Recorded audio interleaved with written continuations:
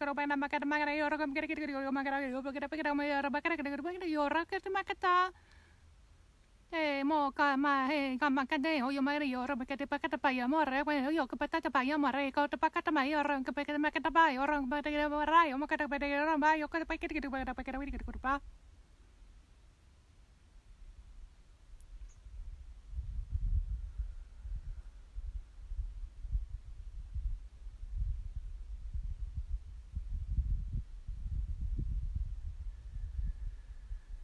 just allowing frequencies, the harmonics, the vibration to move through you. We even have a little breeze now coming round us. Mother Nature helping us to release and to process.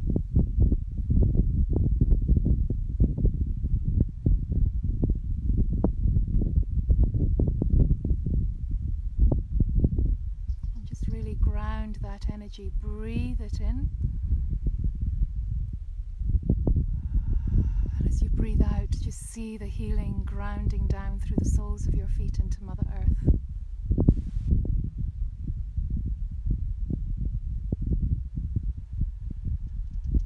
And just deepen your breath to bring yourself back into your body, back into full awareness of being here, of being in the now, and of your beautiful divine self upon earth.